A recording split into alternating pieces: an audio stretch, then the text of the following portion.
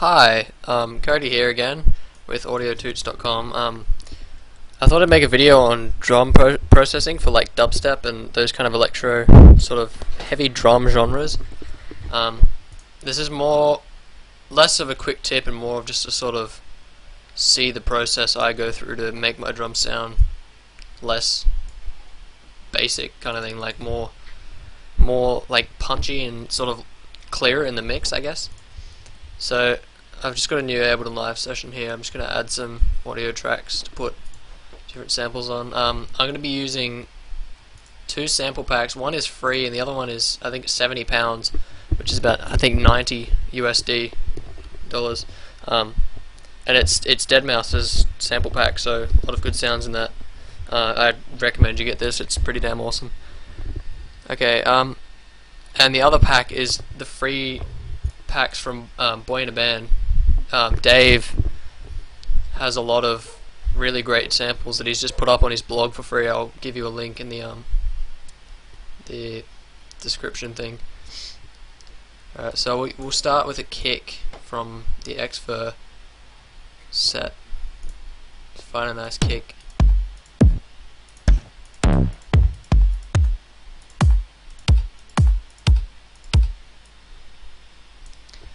And I usually have two kicks, or I'm really a big fan of layering drum sounds more so than just having one of each.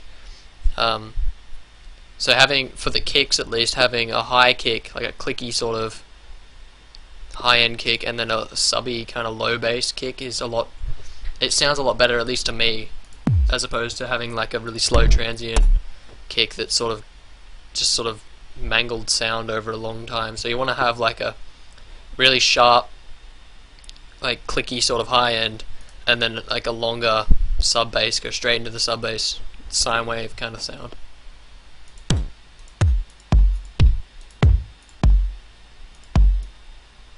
Try those two out. And as always, basic dubstep tempo, 140 BPM, and then a kick and a snare on every second bar. Onto snares, let's find one from Boy in a Band.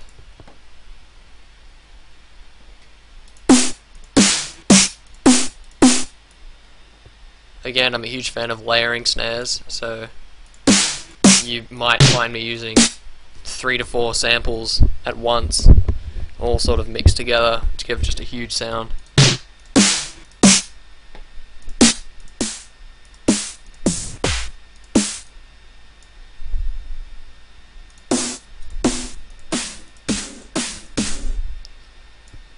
I'll only use 3 snares and then onto hi-hats, so I'm just going to name these quickly. Actually, I'll name that kick high.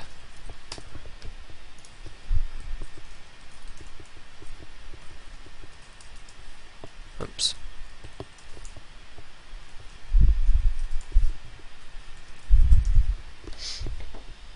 So just by themselves they don't sound too great, oops, I've actually moved them on the wrong bar.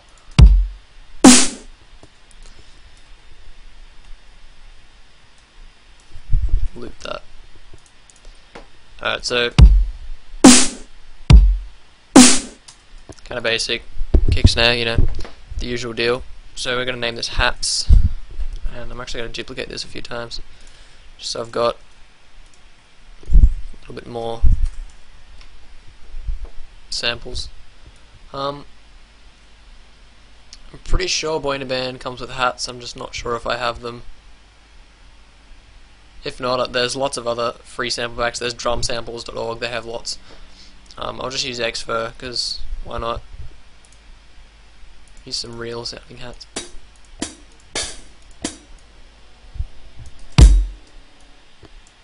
I'm actually clipping there, so I'll put a limiter on this master channel for now. This isn't good for me mastering, obviously. This is just to stop clipping while I'm sort of getting an idea of how my thing wants to sound, how I want my music to sound.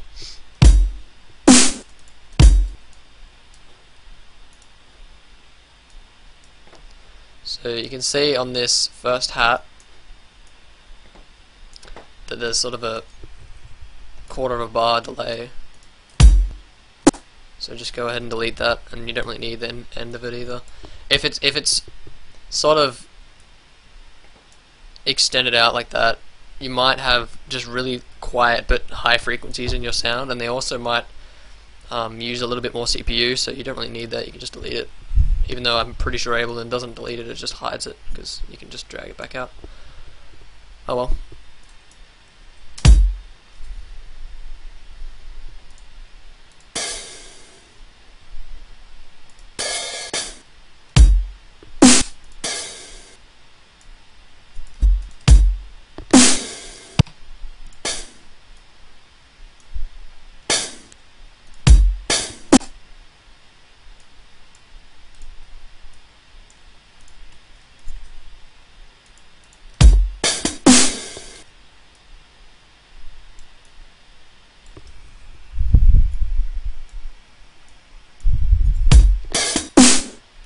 So here I'm just playing around with how I want to layer and organize these hats. Hats, even though people that aren't really producers or know what a hat is might not hear them as much, it's still nice to just have variety, like sort of variety in your hats. Don't just have like a just across the however many bars, 16 bars or whatever you're going to do it on. Just, you know, play around with them. It's the little things that really make a track stand out, I think. So even just adding tom hits and shakers and all that can really breathe life into drums.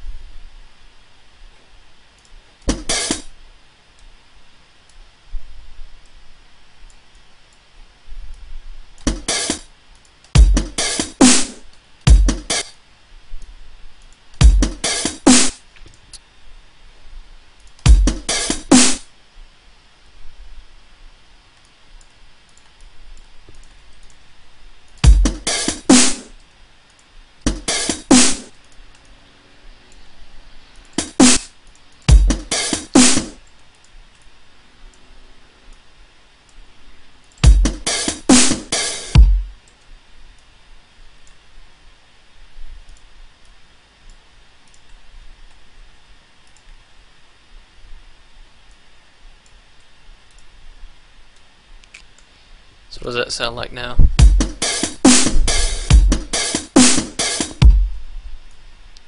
Not too bad, just a brief idea, I guess. I'm not going to go into too much detail. So what I'm going to do, I'm going to group these tracks, Control G in Ableton Live, and I'm just going to add a high pass EQ, just because I don't want any low frequencies sort of muddying up my mix. Might be a bit too high, actually.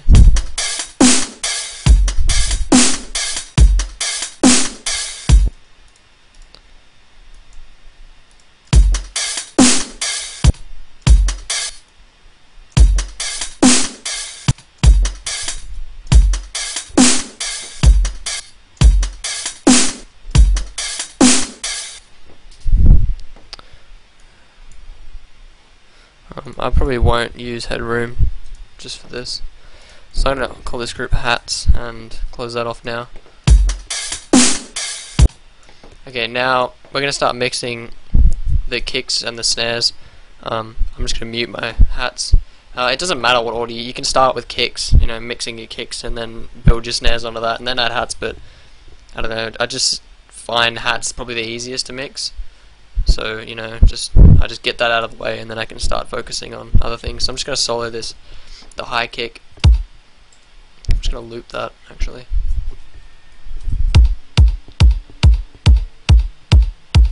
So you can hear it's a nice clicky kick, like it's got a really good transient on it. Nice and fast, and then the sort of sub-bass kind of sine wave. So this bit here is the click, and then this part is the sub-bass, but because it's a clicky kick, it's not too sort of bassy. There's just the click and then a little bit of sub, and then most of the bass is going to come out of this one. You can see it's got a really slow transient, so it's nice and like boomy. So on this track I'm going to add, just to start out, compression and the EQ, and I'm going to use the spectrum analyzer as well, and put the compressor at the end actually. So an important thing about Ableton is the effects sort of run in a chain, so the order does actually matter. So if I put the spectrum before the EQ, and then if I play around with this stuff, it's not actually changing the spectrum, it's just sort of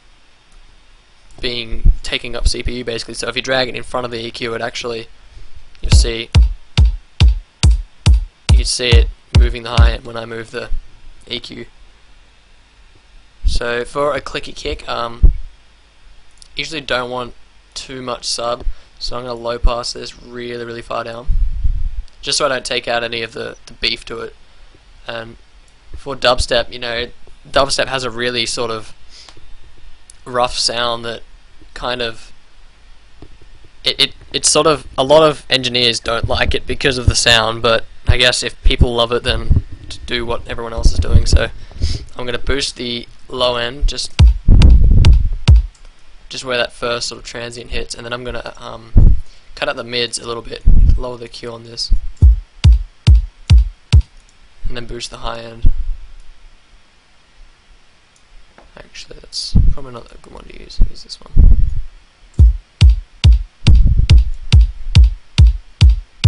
So without EQ.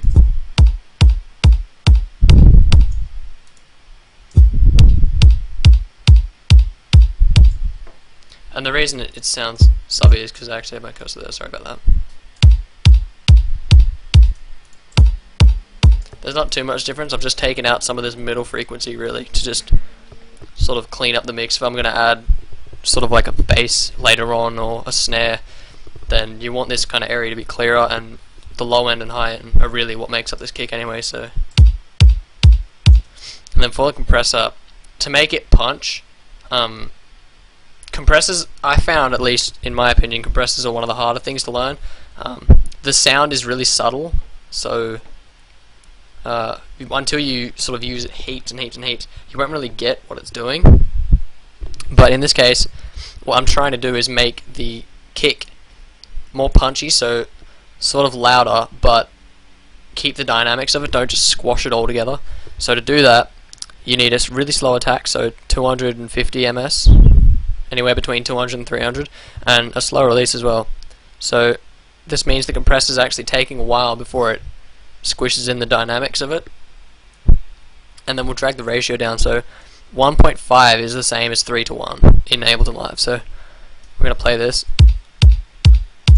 and I'm just going to drag the threshold down until this GR, which means gain reduction, sort of equals to like -2. So if you can see, I'm not sure if you'll be able to see in the video, but it goes 0, -6 on the scale, and the gain reduction uses the same scale, so it can't actually go above to +6, so it starts at 0, and we use that scale, so we want to figure out when it hits about -2, -3. So about that, and then turn my output down because it's starting to clip. Okay, so you can hear it's sort of a little bit more punchy, I guess, and I've cut out some of the mids, so that's really all we need to do to this kick right now. For the low kick, you can just go play this for you. Excuse me, and you can hear we've got a really sort of slow sine wave kind of beefy bass going on here. So we don't need to do too much to this. I might just take out some of the high end and then compressor as well. So what I'll do is I'll just use the Q of this, put on spectrum analyzer, and you can see there's really not much activity in the high end. Like there's really, it's all in the low register, about 100 or 350-ish and below. What I'm actually going to do is I'm going to make a dip at about 300 and a really sharp Q, and then just bring the gain down a little bit. So this is a sort of notch for our snares to come through. You don't want your kick sort of overdubbing your snares, and then I'll just bring down this mid sort of high and a little bit, and then just add a compressor on here. Again, slow attack, 200-ish, and 1.5 ratio.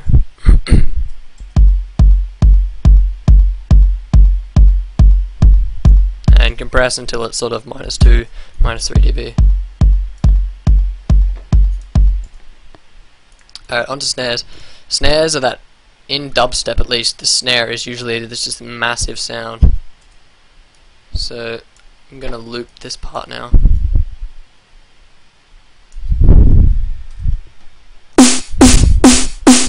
So this Boyna band snare, I actually love this snare. I'm a big fan of it. It's just this really, really just filthy, hard-hitting kind of snare.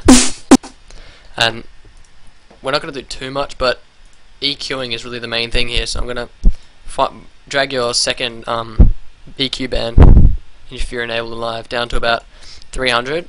We're not actually going to be using 300, but we're just going to be using this to sort of sweep through the frequencies until we find that one that we really, really like. So.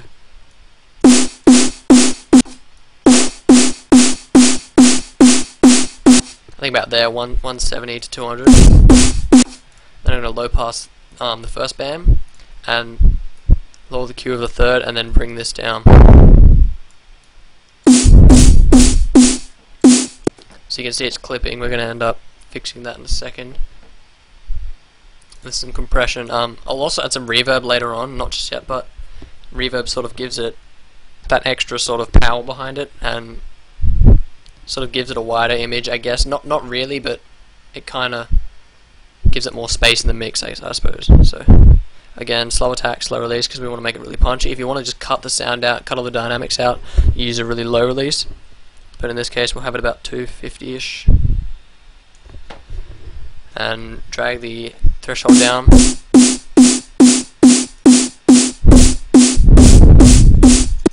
And drag the output down because we're starting to clip.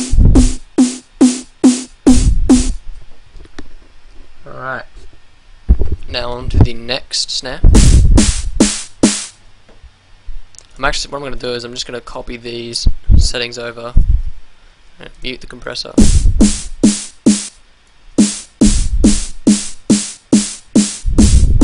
And just kind of sweep the second band through until you find something you like.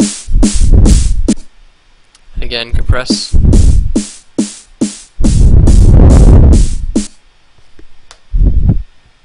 Alright, now finally onto the third snare. I'm going to copy these effects again, paste these effects again, sorry. This is actually sort of a higher end snare, so I'm going to take the low, no actually I'll keep that on. I'll take the second part off, second band, and just play around with band 3 until I find that sort of harmonic that I really want to boost.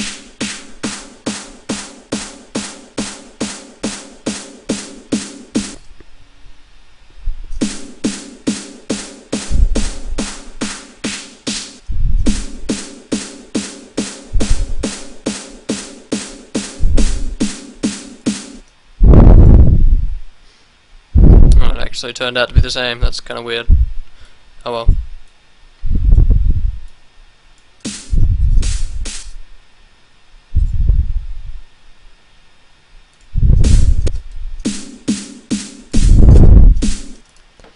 Alright, so hopefully just give these a test sample and they should sound kind of layered. If I take the repeat off and just play this for you.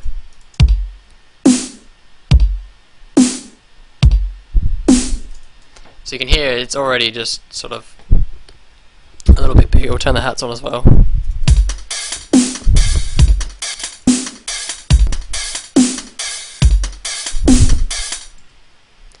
I'm going to go ahead and save this now because my Ableton Live actually does crash quite a bit.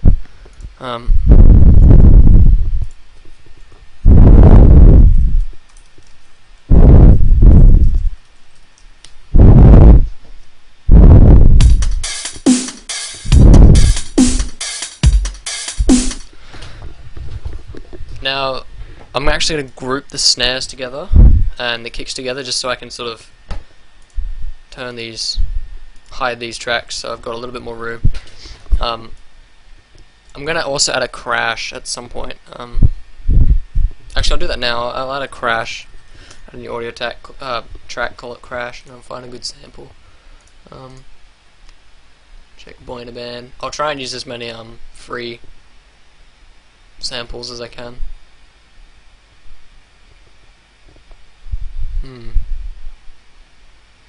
Yeah, I've obviously not downloaded these either, sorry. We'll just grab an Xfelt one again.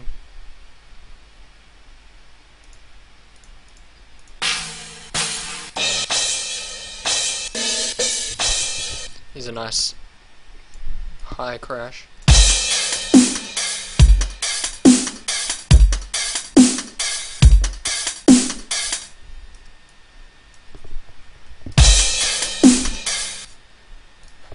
And again, treat your hi-hats similar to your, treat your crash similar to your hi-hats, because they really are just the same sort of frequency. So,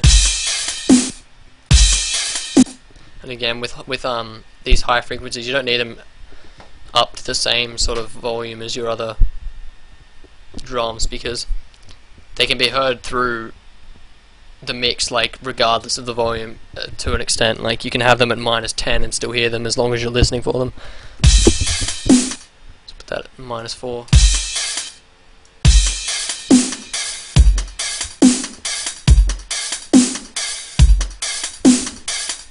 Okay, so the drums, at least to me on my monitors and etc., sound pretty good. So I'm going to start sort of playing around with the patterns and sort of add some flavor to them. So instead of just a kick snare with random hats in it, I'm just going to mix it up a little bit.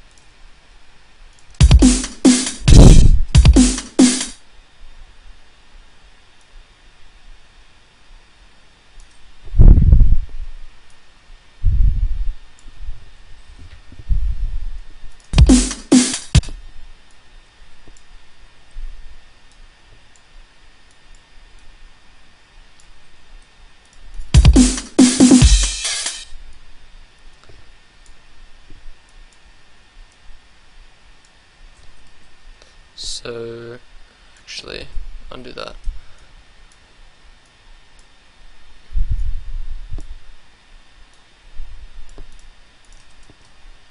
So let's take a listen to this now.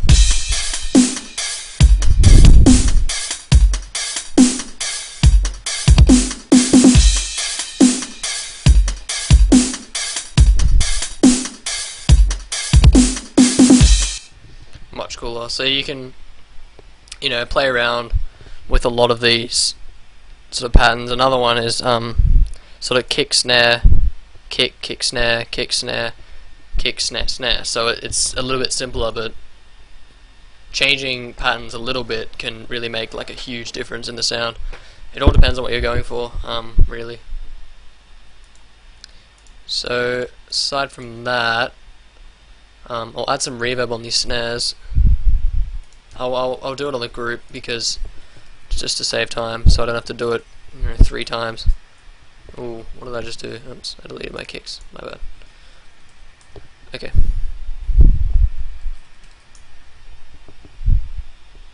So on my snare group channel, this is the awesome thing about Ableton, is that it makes a sort of parent track for your tracks that are grouped. So any effects you apply on this will also apply to all of these. So I'm going to chuck a reverb on it and turn up the high cut and drag it up a little bit, so sort of higher up in the mix, I guess, because I don't want the reverb to be muddying over a bass line or that kind of thing.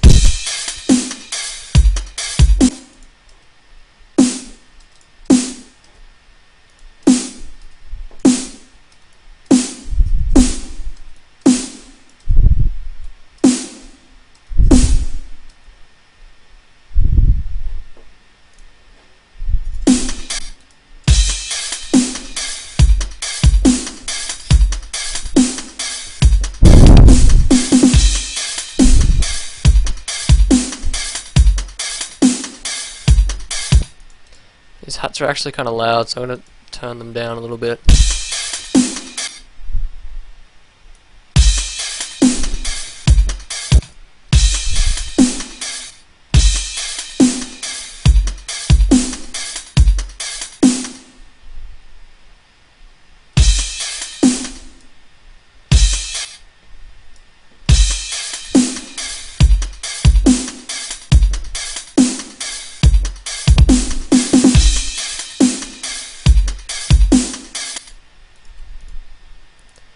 Alrighty, that's more or less the basic sort of processing you'll hear.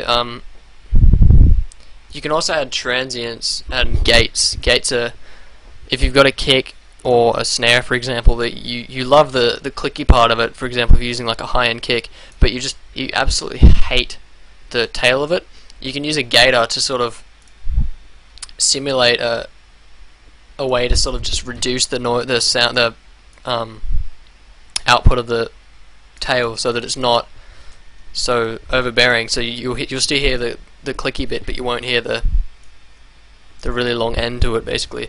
And to do that, you just add a gate to the track you want, and you just set the threshold to the volume you want it at, basically, and it should just cut it out. And then you've got all these other settings to play with. I won't get into that too much.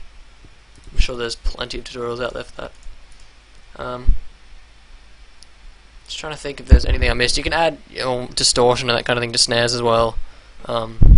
Just make sure you're not clipping, saturators, all that kind of stuff. There are a lot of effects that are meant for other things, but in dubstep, like, the rule is there are no rules, so you can just add heaps of random stuff, like, I don't know, delays and stuff to your snares, and it'll still sound really, really good.